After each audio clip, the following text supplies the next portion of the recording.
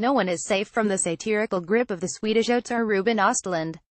Even the audiences and jury at Cannes 2017, where his latest film The Square received multiple awards, were no more than a joke at his expense.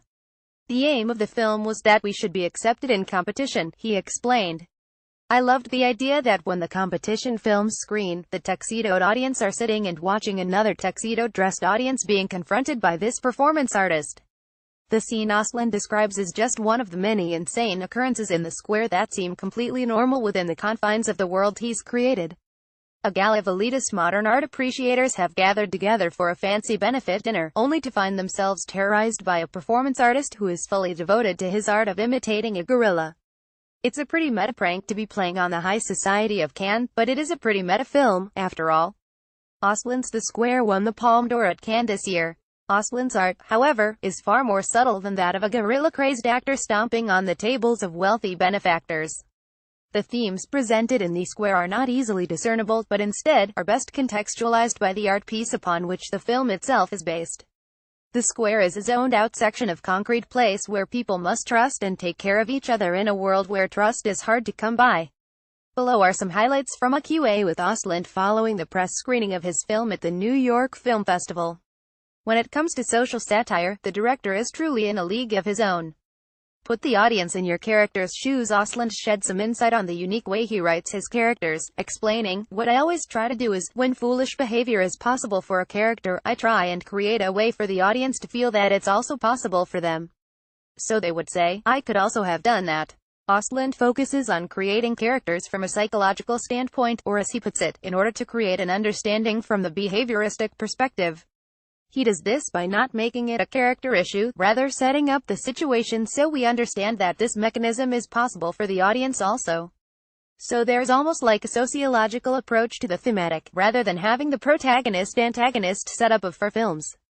Weaker characters are more interesting. The male protagonists from both Östlund's Force Majeure and The Square have one trait in common: they're pathetic.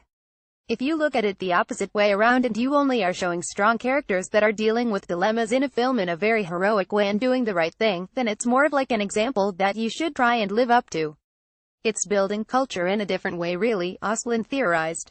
We are an animal, but at the same time, we are a rational creature that is trying to be civilized. I'm more interested in making it possible for us to identify with behavior that maybe we are not that proud of. And the reason that I'm interested in male characters, especially with these last two movies, is that I feel it's very interesting to be a man these days, Östlund continued. I don't know if we are the first generation, I think it's happened before also, but nowadays you really are questioning your role as a man. You are looking at your privilege and you are almost born into a collective guilt. In which way are you actually contributing to keeping this patriarchy alive, man or beast? The protagonist of The Square is like many modern artists in that he clings to some strong ideals to make sense of society.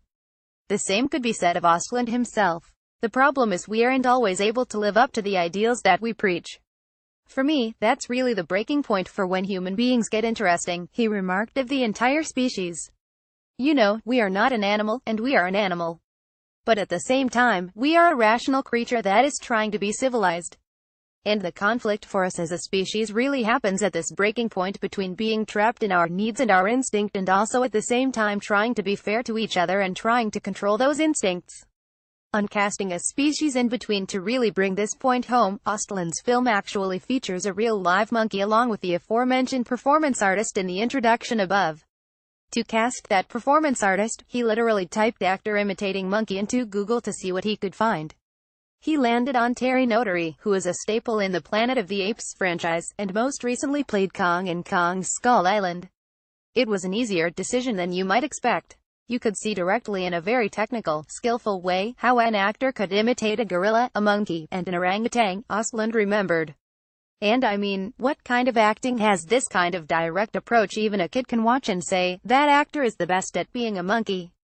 But when it comes to who's playing Hamlet and things like that, you need a lot of background knowledge. Bringing down acting to imitating a monkey, then it's like comparable to soccer or football. We have a relationship immediately with how good the performance is. I have been quite interested in that kind of acting for a long time. The Square credit Magnolia Pictures. The Swede stays in the picture. The film also features performances from Elizabeth Moss and Dominic West, marking the first time Östlund has worked with an international cast. Despite this, he insisted the film remained Scandinavian in tone. What is important when you look at the square and force majeure, Östlund began. I think that you can feel our sense in a way that they are made in a Scandinavian context. And I think that is interesting for a foreign audience because you can tell that there's some cultural difference where you can't tell what it is. Of course, you are thinking a lot of the things are typical Scandinavian. I really want to try to keep that approach to the thematics or topics that I'm dealing with. I want to keep that Scandinavian look on things when I'm looking at the topics of the films. Anything can happen in this movie. Watching an Östlund film is an electrifying experience. Not due to explosions or gore, but because he makes a point of keeping the audience on its toes. Even his family dramas seem to turn into thrillers at some point. When you build a contract with the audience as to what kind of film you are looking at, they feel secure, Östlund explained. I love when you put in an element that breaks that contract and makes the audience go, whoa, hey, wait a minute. Like this chimpanzee coming into the apartment is completely normal. Anything can happen in this movie. I wanted to have a wilder approach and not be too strict when it comes to the feature film format. The square credit Magnolia Pictures shoot in real time. I'm really drawn to the real-time aspect of films, Östlund could of the films that have influenced him in the past. It's the constraints in particular that seem to excite him the most. You don't cut in order to highlight certain things that must be experienced in the real-time aspect of what's going on. It's something that I have tried to use in many of my films. Of course, you are put up to a challenge then, as a director, because as soon as there is something that is not authentic you feel it immediately and then you can't cut, Östlund admits. So you have to create a real-time aspect shot that works from the beginning to the end. That for me creates a certain kind of quality that is much more striking and that affects me more.